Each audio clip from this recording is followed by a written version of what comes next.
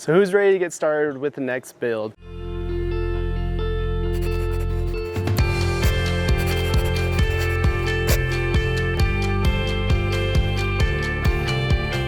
As you saw in our last video, Emily and I have made a shift in our life that will allow us to pursue our dream even further. If you haven't seen that video, make sure you go back, watch that. It's a really, really good video and we answer all of your questions.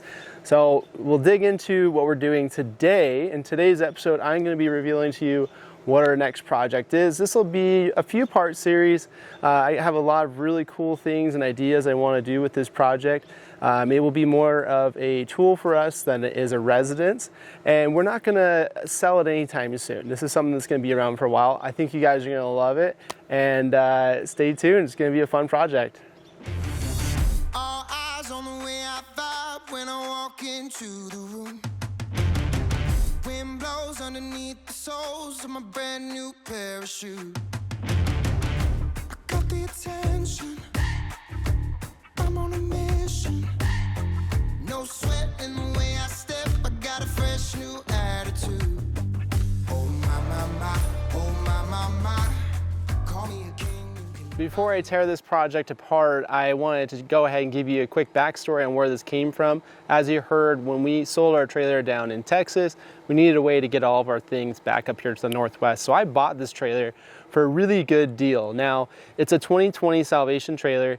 It's a 16-foot V-nose trailer. Had everything I wanted, tandem axle, RV door, and the ramp in the back. So it's exactly what I was looking for an incredible price, but there are a few things I'm going to show you that I'm going to have to address before I really dig into making the changes that I want to make. Coming around to the side of the trailer, you'll notice that there's this trim piece.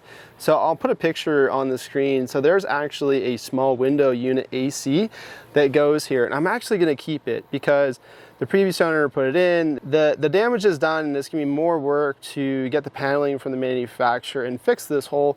So I'm just going to keep it. It'll be nice to have a little AC unit in it, and it's already here. The hole's here, and the RV air conditioners are a lot more expensive, the ones you would put on the roof. But as you can see, this just isn't done right. We have some composite decking boards here. I put this duct tape on because it actually leaked on the way home. And then this inner structure, I'm going to have to reinforce this. This is a support for the side of the trailer that was cut off in order to install it. So this is going to be one of the bigger fixes to get started. The second one, this is actually, I guess it's behind this duct tape. I'll show you from the other side. I have it sealed up. So this is actually how they got power into the trailer. There was a PVC pipe previously that was poorly sealed, and there's some issues as well with the flooring, with leakage because of that. So this is another piece that I'm going to have to address at some point. This one I might just put a plug in and call it good because I'm not going to be using this location for power. The ramp for the trailer when we first got it was a really kind of a nasty green color. You can't really see it anymore. So I painted it white, but as you'll learn, I have plans for that. But here, where I showed you that hole, you can see all of this flooring here has water damage. And as you step on it, it's still pretty solid, but I'm going to tear it apart and explore putting in some new flooring. This is just plywood. Same thing here. I think that's oil, but the wood is swollen right there. So I'm going to have to address that as well. And here is the plywood. There was actually 2 sheets of plywood here. I have this one here just to cover the opening to the trailer, just to keep anything from coming in. There's some really cool blue LED rope lighting that goes the whole perimeter of the trailer. So that's gonna go. And then here you'll notice that there's a hole and also some more visible water damage. If you're familiar with those HD antennas that come on RVs these days, the gentleman that had this, he put one of those in, but he used very little sealant and wood screws to install it. So you can imagine that's going to be an issue. So what I'm going to end up doing is most of this paneling is going to come out, and I'm going to have to address those issues first, get those out of the way, and then I get to move on to the fun stuff, which is over here. The first part of that plan involves this. So if you are in the RV community, you'll know exactly what this is. This is an AC DC distribution panel that you're going to find in any RV. This is a very small one. It's a 30 amp panel. It's capable of 30 amps, but I'm only going to be having it at 15. Pretty much why I'm using this is for a couple of AC circuits for the AC unit, the air conditioning unit, and also for some plugs and other things in the trailer. And then there's also a DC side, which is going to run the lighting that I'm going to be installing. It does also have a converter, so if I leave the trailer plugged in, it will be able to charge the battery that I have in the trailer, and also it'll be able to run off of that converter as well. So that's going to be a big upgrade. If you know me personally, you know I have a serious Milwaukee problem. So these are shelves that I'm going to put up. They're E-Track shelves. This is a very, very new item that I picked up, but this will allow me to store my tools in here, but also be able to remove them quickly if I want to put larger items into the trailer. I believe that's my duplex. Yeah, it's my 14 gauge duplex wire. So I'll be using this for all my 12 volt circuits. I picked these up on Amazon. I think these are 4,000, I can't remember, I'll put it in the link below, but these are the lights I chose to use. These are standard LED lights that you'll find in an RV. So I'll have 6 to 8 of these in the ceiling. I have 10 total. These will be easy to install. The paint I'm going to use just is the Behr Premium Plus paint and primer in one. So the walls are actually going to be white just to keep an open, airy feeling. It's going to be nice and bright in here. And the one part I'm really excited about is I've used this product in the past. You can buy it on Amazon. It's Raptor liner. It's similar to what you would see in like a Line-X or a Rhino liner for a truck bed. So I've used this a few times on truck beds, but I'm trying 2 new things. The first one is going to be, I'm actually going to be putting this on the floor. So the entire floor is going to be coated in this, and I'm still deciding if I want to come up this trim piece. We'll see if that works out as well. And then I'm also going to be doing the decking. And the second part that's different this time is that this is actually some automotive paint. So I'll be tinting that, and you'll have to stick around for the next part in the series, and I'll tell you guys what color I'm planning on doing. But that's going to be kind of a fun new thing I'm going to learn how to do. And then finally we have just this box of parts. So these are the outlets I'm going to run. I'm going to use this NOCO. This is how I'm going to get power into the trailer with this this inlet. And then I have a couple of rocker switches for the 12 volt lights. And then one thing I'm really excited about, I'll take you out here. So one thing I've always had an issue with when working outside, especially when you live the way that we do, where you don't really have like a home base all the time, and if you do, you don't really have a garage or a space to call your own. It's really hard doing work outside because, especially in the Northwest, you can't quite control the weather. So you might have a rainy day, or it could be really sunny. So I'm doing 2 things on the outside of this trailer. I'm hoping that everything works out how I want it to. The first thing I'm going to do is, out here on the side of the trailer, you'll see I have about 16 feet here on the side of the trailer. What I'd really like to do is try to see if I can find a way to put an awning on the side of the trailer. So you can do a 16-foot awning and have that come out, 8 to 10 feet, so that I can have some shade, or I can protect myself from the weather a little bit. And then I also found these items. So this is a 7-inch LED. It's a floodlight, so it's not a beam, it's a floodlight.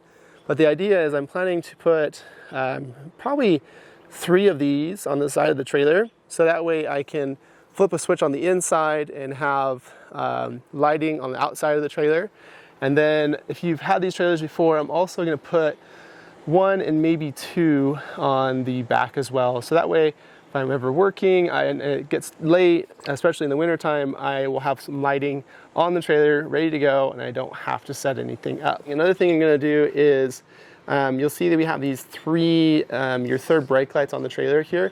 I do have a really nice camera setup that was sent to me by HaloView, and I'm planning on installing the cameras on the Cougar that we had, so I can do a full review and show you guys what that system looks like. But I'm looking into buying just a second camera just a single one that would go up here on the back, because this is a 16-foot trailer.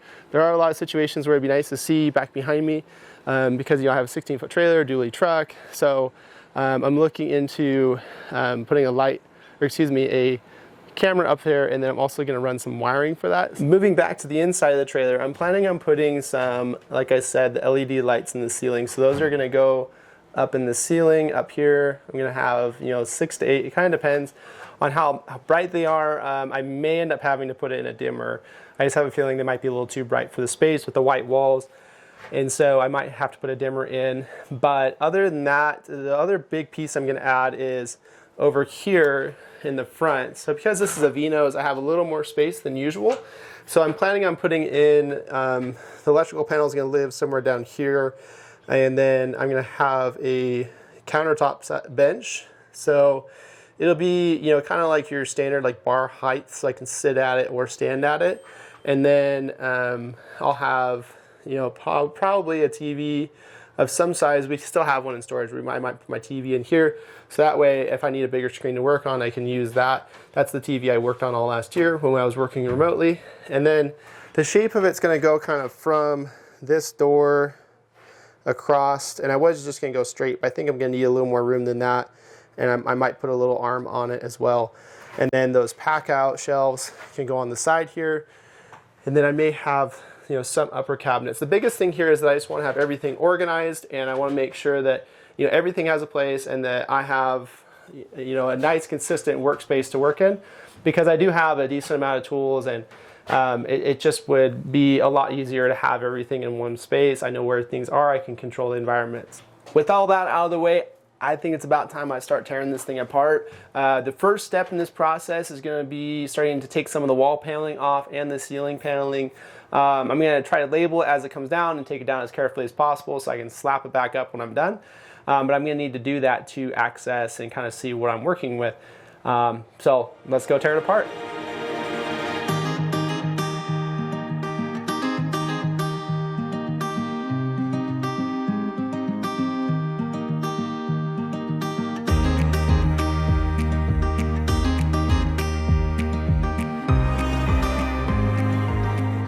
As you can see, I got the plywood off the wall here, and that was like a superficial piece of plywood he added on there. I don't know why it was there, but a couple of cool discoveries, good and bad, right? So what I'm seeing here now that I'm pretty excited about first is that this is not 1/4-inch Luan plywood that you see on the walls here. It's actually some really nice 1/2-inch plywood. So now I know these walls are really strong, don't have to worry about those at all. And then as you can see too, all of this that you see, all of that is actually from that plywood. So this AC unit, when we came back from Texas, it was just pouring water in that wall. So that's something we'll have to address for sure. I'm going to start taking these trim pieces off and trying to get as much of this plywood off the wall as possible. So here we go.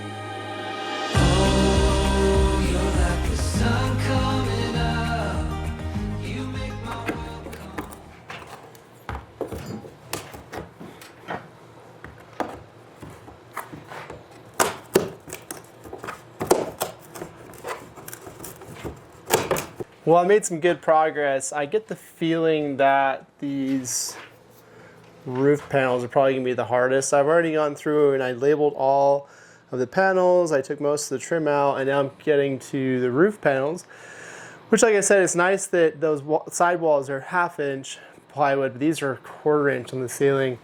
And that wouldn't be a problem except for look at all of these nails. You look in here, there's nails all over. They're actually not nails, they're staples. These are quarter crown staples. So there's staples that held on the trim piece, and there's staples that hold the plywood down. So you can kind of see it's trying to split here. That's gonna be it for today. I gotta head off to work, but I'm gonna pick this up in the morning and keep tearing the ceiling down. You are my sunshine.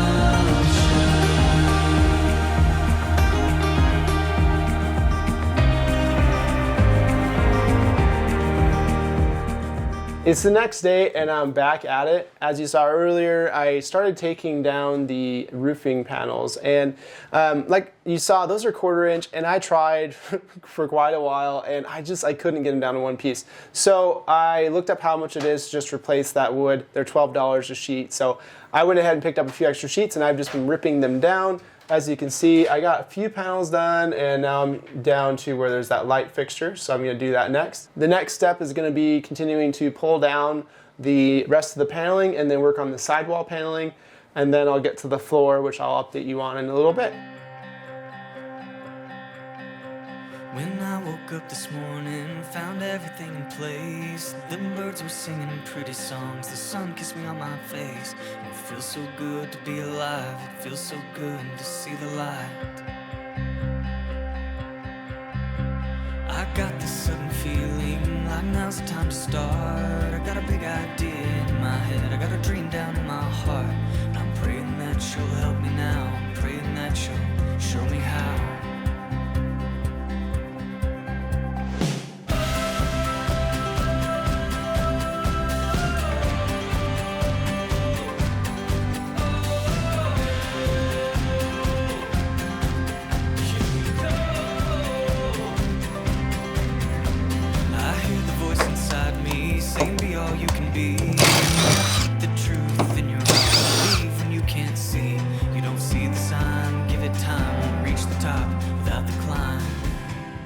I have this first sheet of flooring out, all of the screws, everything was rusty. So obviously a lot of water coming through. As you can see, pretty simple structure. He's got a couple of these cross braces going across. This is the sheet that came out, so you can see, you know, really bad shape, especially in that back corner, just all black. So we're gonna switch this out. The plywood I got is actually cabinet grade plywood, but right now with prices, that's the cheapest thing. And as you know, I'm just gonna be spraying a bed liner on top of this, so not a big deal. I'm gonna get this second sheet out and start getting the flooring down, but that's the next step.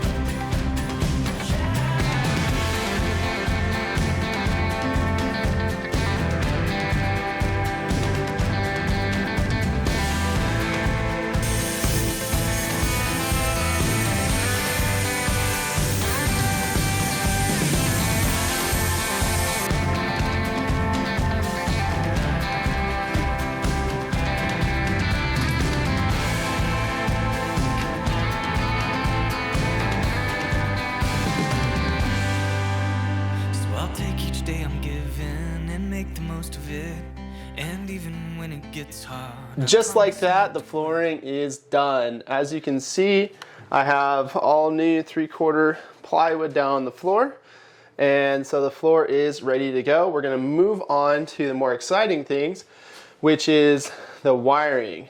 And as far as how I'm gonna attack the wiring, what I'm gonna do first is I'm gonna go through and I'm gonna install all of the fixtures and lighting and receptacles that I want. I'm gonna put them where I want it, and then I have enough wiring.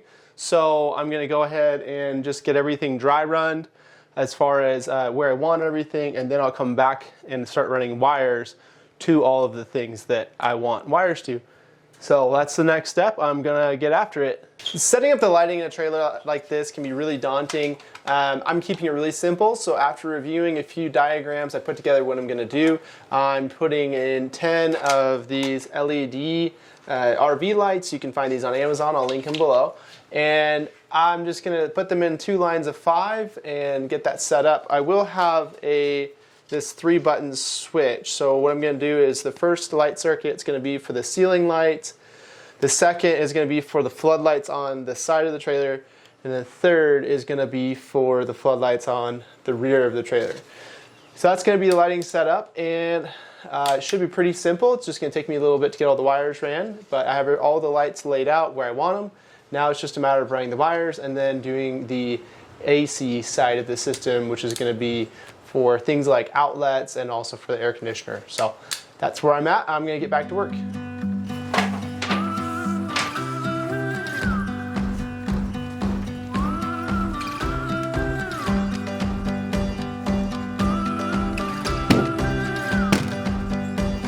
Checking back in, I got a little carried away. I really enjoy wiring. It's pretty therapeutic for me.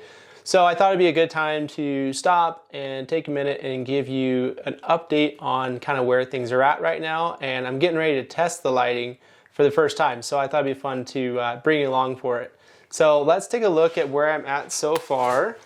I have the electrical panel. This is the AC and DC electrical panel. It's a 30 amp panel. This is what you'd see in an RV. So I have that set up. I have all my circuits labeled. So this has 3 DC circuits. You see I have my ceiling lights circuit here. Focus. So that's there ready to go. And that goes up the wall. As you know, this is just rough, so it'll look better later on. And here's my switch. Got that ready to go. So we'll test that here in a second. And then all of the wiring comes up. All these lights are in series, so you can see them all kind of dangling here. But this is the first one. So this is just a little 4-watt LED light. I'm not sure if these will be the right ones or not.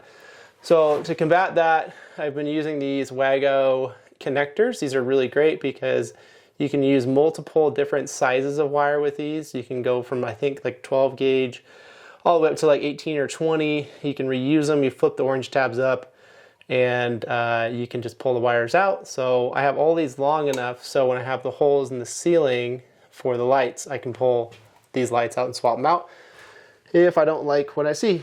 So that's all the lights. They're in series, like I said, so the wire just kind of zigzags back and forth, and that's where I'm at. So let's go ahead and try it out. Okay, I have the switch in my hand. This is my rocker switch, and this is the one I selected for the ceiling lights.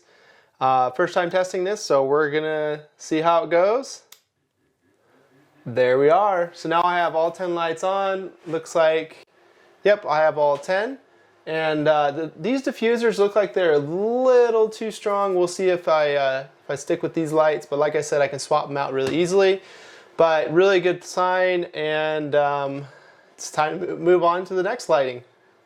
Taking all the sunshine, bottle up the rain.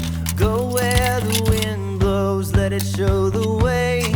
Open all the windows, let in all the light. You can pull the stars down, paint the perfect sky. So go and write your song. The world will sing along. These are going to be cool. I'm trying to squeeze in one last piece in the build before the day is over. As you can see, I'm running out of daylight, but these are going to help with that. So being in the Northwest or being anywhere, it's really annoying when you're out working on something and you have to have some lighting, but then where do you put it? And I thought it'd be really cool to just have lighting on the trailer. So that's what I'm going to do. So I have these are 7-inch 60-degree flood LED beams. There's 6 LEDs in each unit, and I plan on putting 3 on the side of the trailer. I'm not saying this is all the light I'm going to need, but it's going to help. So we're going to put these up, and what I'm going to do is they're going to go right below this drip line here, and there's 2 brackets. The brackets are going to be fastened by rib nuts that I'm going to put in, and we'll see how it works. This is my first time this whole trailer as a project. I'm learning new methods and ways of doing things. As you'll see, these are all, preparatory to what we plan on doing to our trailers in the future. So let's get after it. I'm gonna get these installed, try them out, and we'll see how it goes.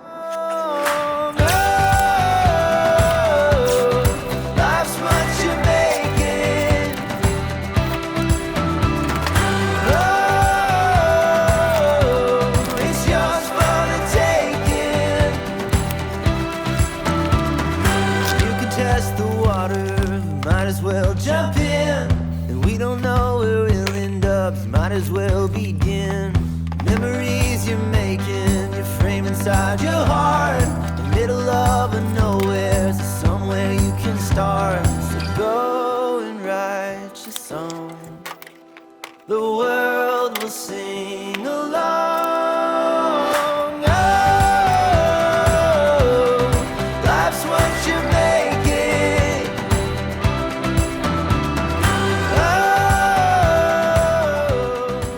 All right, everyone, that's going to be it for today's episode. As you saw, we got a lot accomplished.